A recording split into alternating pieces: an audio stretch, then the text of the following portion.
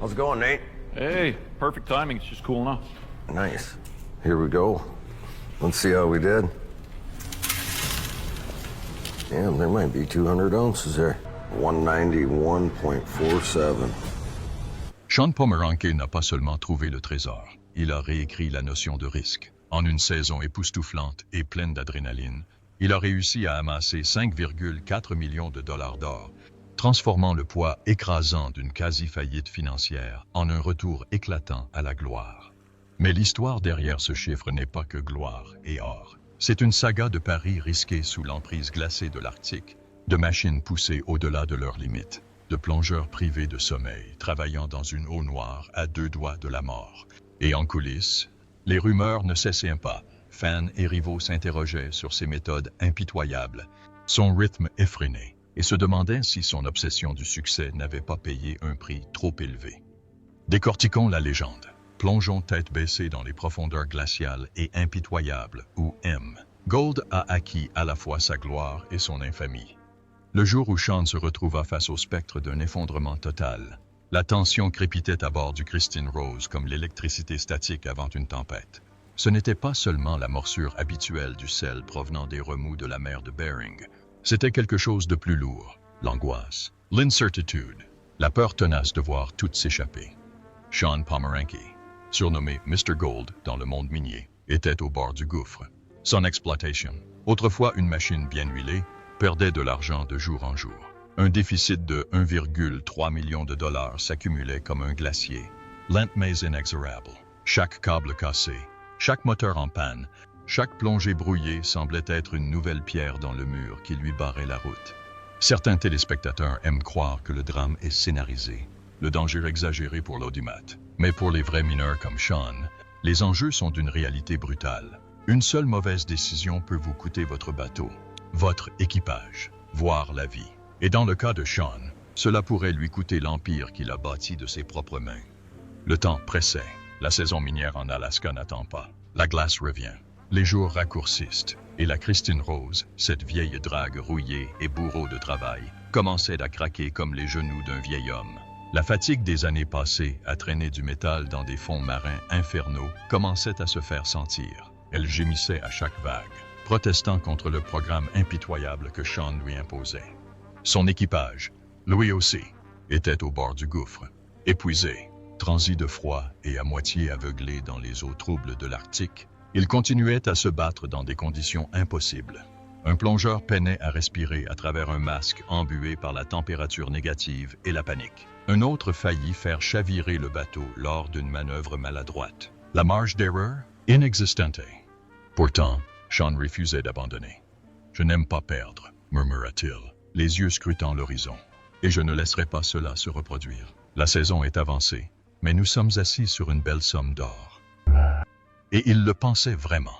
S'il fallait creuser 24 heures sur 24, il le ferait. Pas de sommeil, pas de filet de sécurité. Juste la poursuite acharnée de l'or enfoui sous des tonnes d'eau de mer glacée et de boue. Le fond de la mer de Bering n'est pas un endroit accueillant. La boue était épaisse et nauséabonde, comme du goudron mêlé de pourriture. La visibilité était souvent nulle, et les équipements se bouchaient ou se bloquaient sans prévenir. Et pourtant, malgré les difficultés, Sean persévérait. Il ne pouvait ni le voir ni le prouver, mais ce sentiment, cette intuition de mineur, le ramenait sans cesse vers une étendue particulière du fond marin. C'est cette même intuition qui fait que certains fans le qualifient de véritable chuchoteur d'or, tandis que les sceptiques suggèrent qu'il s'agit plutôt d'entêtement ou de simple chance après d'innombrables tentatives infructueuses. Puis c'est arrivé. Le godet de sa pelleteuse, creusant en profondeur, heurta quelque chose de différent. Pas seulement des rochers et de la boue, mais quelque chose de lourd. Lorsque la première charge arriva et heurta la boîte à écluses, un scintillement fit s'arrêter tout le monde. Pas de simples paillettes, pas de poussière, mais de l'or véritable, solide, accroché à l'argile comme s'il avait été déposé là spécialement pour lui. Un seul morceau extrait de ce premier test valait des milliers de dollars. C'était le genre de trouvaille qui pouvait instantanément transformer une saison désastreuse en jackpot. L'excitation était palpable, mais Sean, toujours aussi stoïque devant les caméras, hocha simplement la tête. Certains téléspectateurs y voient un calme olympien sous la pression, un véritable leader. D'autres pensent qu'il s'agit d'une comédie, Quiem. Gold joue toujours un rôle pour l'émission, ne laissant jamais transparaître trop d'émotions, sauf la colère. L'excavatrice passa en sous-régime. Le sas, conçu pour recueillir l'or lourd, se remplissait plus vite qu'il ne pouvait le vider. Chaque minute supplémentaire passée par les plongeurs sur les fonds marins périlleux et chaque charge supplémentaire traitée par la vieille Christine Rose augmentait le risque de panne ou d'accident. Mais avec cette dette colossale qui menaçait, il était hors de question de s'arrêter. Ils ont dû redoubler d'efforts. Plus ils creusaient, plus le marché s'enrichissait. Ils commencèrent à remonter de gros rochers, des rochers qu'aucune autre drague n'avait probablement jamais touchés. C'était un sol vierge, de l'argile fraîche, le genre de terre qui crie l'or lourd à proximité. Chaque coup de pelle apportait une preuve supplémentaire.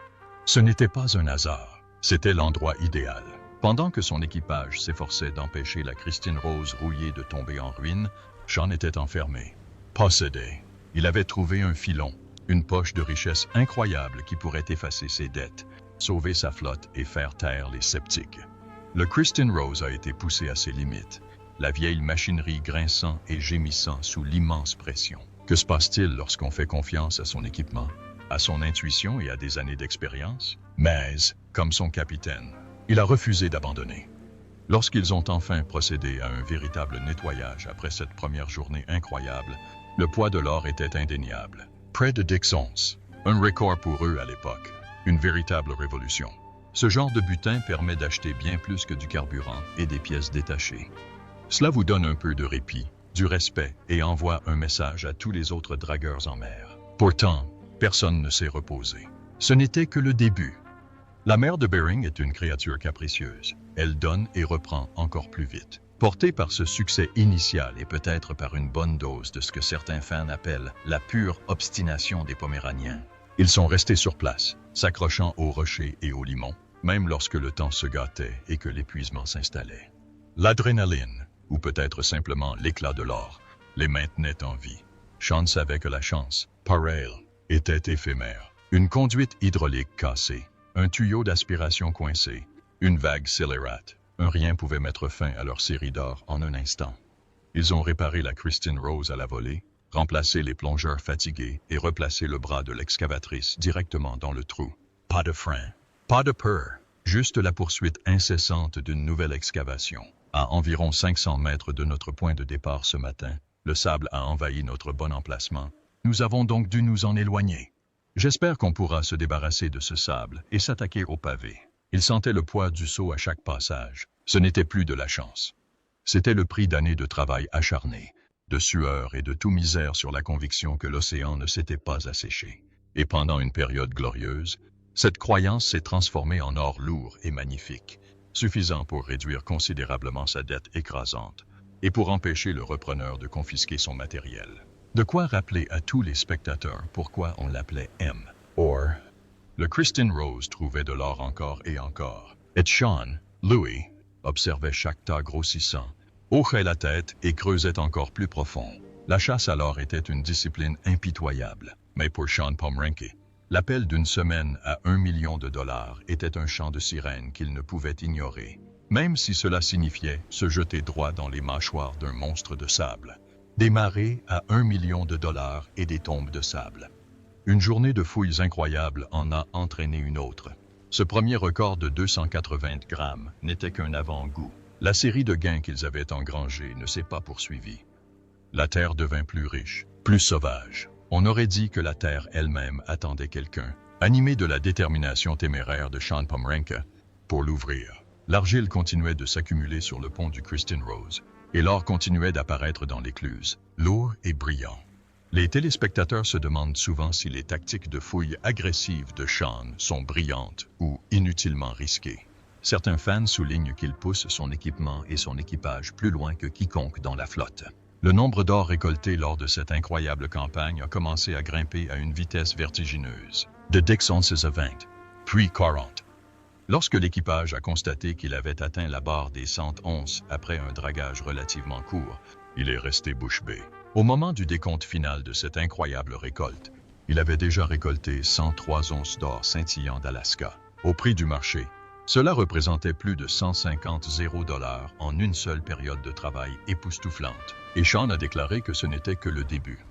Alors que le Christine Rose nageait pratiquement dans l'or, d'autres équipages, comme Ken Kurtz sur l'imposant Myrtle Irene, luttaient contre leurs propres démons. Le Myrtle Irene, une immense barge avide de trésors, a vu l'un de ses pieds métalliques de 25,0 kg, ces gigantesques piliers qui l'ancrent au fond marin, s'enliser irrémédiablement dans la vase. Un problème dangereux et coûteux. Ils ont tiré, ils ont même fait venir une grue, mais le fond marin ne voulait pas lâcher prise. L'usine de production, les sas, les générateurs, les pompes, c'était comme repartir de zéro avec un Myrtle flambant neuf. Pendant ce temps, une tempête se préparait. Finalement, d'un coup de force désespéré qui risquait de détruire leur équipement, la patate se détacha, mais leur nettoyage ne coûta que 700 grammes. Pour une opération de cette envergure, c'était à peine suffisant pour couvrir les besoins en carburant. Ce contraste saisissant n'a fait que rendre le succès de Sean encore plus légendaire, même si certains fans affirment que la série truque souvent ses comparaisons pour amplifier le suspense et présenter certains capitaines comme des héros et d'autres comme des escrocs. Mais alors que Sean semblait invincible, la mère de Bering lui a rappelé qui était le maître. Son précieux trésor, ce pactole à plusieurs millions de dollars, a été enterré.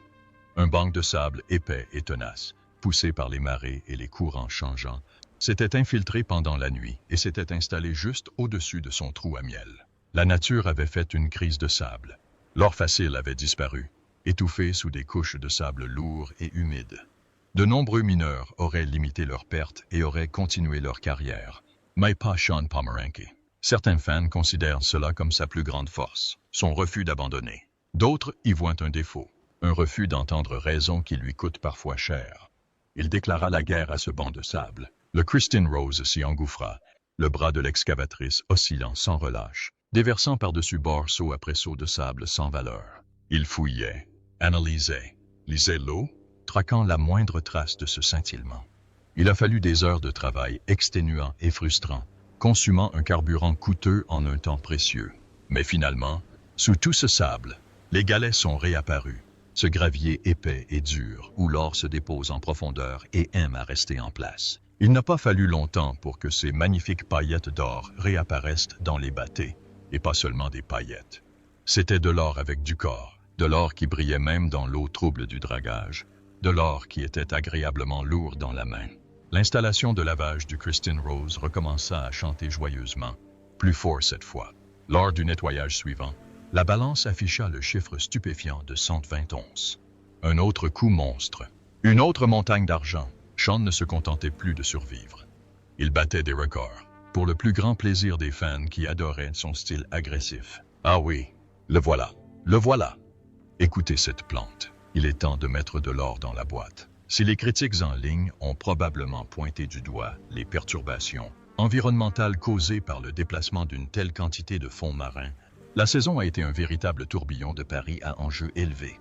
Vernon Atkinson et l'équipage du Myrtle Irene réparaient leur drague, tentant désespérément de rattraper leur retard. Mais le temps et la mer de Bering, impitoyables, n'attendent personne. Les anciens gisements d'or s'asséchaient. Les nouveaux gisements se révélaient insaisissables ou dangereusement profonds. La pression était immense. Certains équipages poursuivaient des légendes, des rumeurs sur un lieu appelé Gold Bottom Creek, un nom remontant à l'époque où l'on tirait des fortunes de la terre avec un peu plus que des pelles et un peu de chance. D'autres essayaient simplement de se maintenir à flot, réparant des machines vieillissantes et espérant un succès appréciable pour tenir les créanciers à distance. Mais pour Sean Pomeranke et Christine Rose, l'élan était indéniable. À chaque fouille réussie, ils s'affranchissaient de cette montagne de dettes, de cette ombre de 1,3 million de dollars qui pesait sur lui. Le rêve de devenir propriétaire de son exploitation, de prendre toutes les décisions sans prêteur ni intermédiaire à ses trousses, se rapprochait. Là-bas, sous le ciel froid et gris de l'Alaska, la fièvre de l'or brûle plus intensément et différemment chez chaque mineur. Pour certains, il s'agit de tout risquer pour quelques onces brillantes. Pour d'autres, c'est le quotidien, la sensation de la terre sous les ongles, le vrombissement satisfaisant de la machine à laver lorsqu'elle trouve enfin le bon grain de livret. Pour Sean, c'était toujours personnel. Ce n'était pas seulement une question d'argent. Il s'agissait de prouver, peut-être surtout à lui-même, qu'il pouvait encore mener, creuser plus profonde, déjouer la mer qui avait tant tenté de le briser. La Christine Rose était plus qu'une machine. C'était le symbole de son défi, de son ambition et de tout ce qu'il risquait de perdre. Lorsque son installation de lavage s'est mise en marche, elle ne traitait pas seulement de la Terre. Elle alimentait une mission. La série de gains phénoménaux de Sean Pomeranke à bord du Christine Rose n'a pas seulement fait tourner les têtes. Cela a réécrit toute sa saison. Enfin, il voit le bon matériel. Je sens qu'on se rapproche du grand et imposant trophée. Il ne nous reste plus qu'à nous concentrer sur cette série de gains.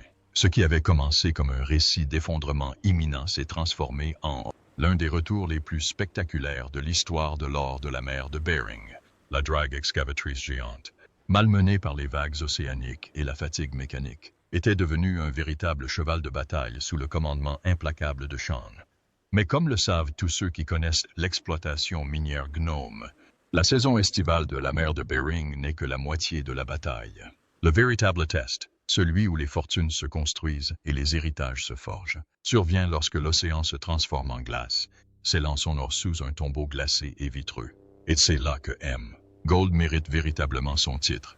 La structure de l'émission divise souvent l'année en 2 saisons distinctes aux enjeux importants, le dragage en eau libre en été et l'exploitation minière sous la glace en hiver. Si l'été est un jeu de puissance et de fenêtres météorologiques, l'hiver est un spectacle d'horreur au ralenti se déroulant sous des dizaines de mètres de glace. Des plongeurs ont percé des trous dans la glace solide, parfois de plus d'1,20 mètre d'épaisseur, puis se sont glissés dans le vide noir en contrebas.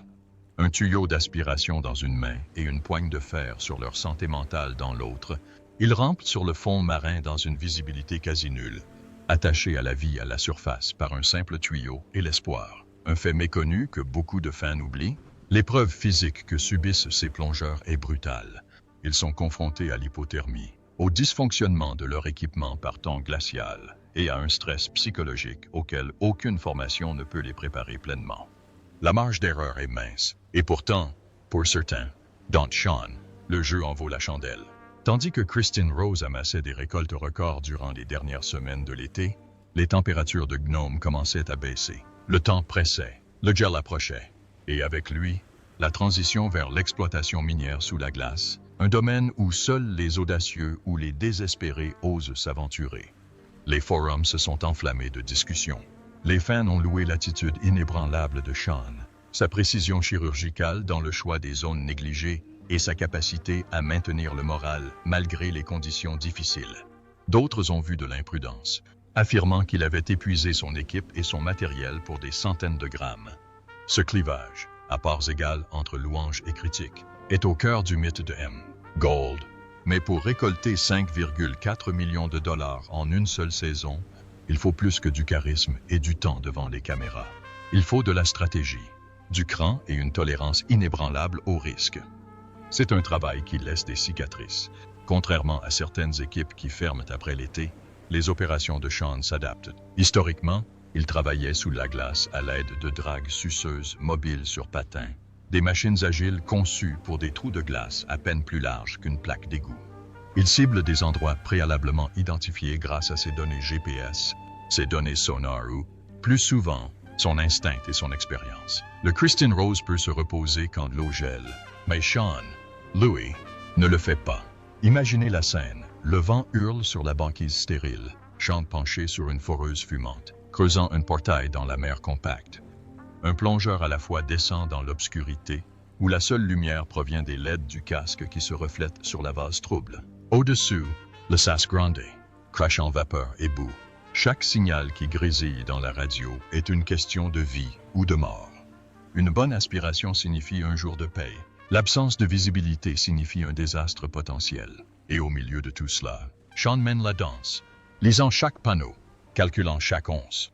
C'est là que le génie de Sean brille le plus. Bien qu'il soit connu pour son assurance éclatante et son dynamisme intense, on oublie souvent sa capacité quasi surnaturelle à lire les fonds marins. Il ne se contente pas de deviner où se trouve l'or, il le sent. Cet instinct, combiné à sa maîtrise de la géologie locale et à des années d'exploration sous-marine, lui confère un 6e sens pour savoir où creuser. C'est pourquoi, même en cas de gel précoce, lorsque la glace est instable, l'équipement peu fiable et le risque maximal, Sean continue d'exploiter, car il sait que le gisement est là. Ses détracteurs l'accusent d'en faire trop. Il cite des images de membres d'équipage exprimant leur frustration face à la réparation de l'équipement pour la 5e fois en une semaine. Ils affirment que la sécurité passe parfois après la production. Mais les défenseurs affirment que c'est la nature même de l'exploitation minière à Nome. L'océan se moque de votre fatigue. La glace se moque de votre prudence. Et l'or n'attend pas des conditions parfaites. Soit on y va à fond, soit on se retrouve ruiné. Il faut aussi prendre en compte la communauté. Nome n'est pas qu'un décor. C'est un personnage.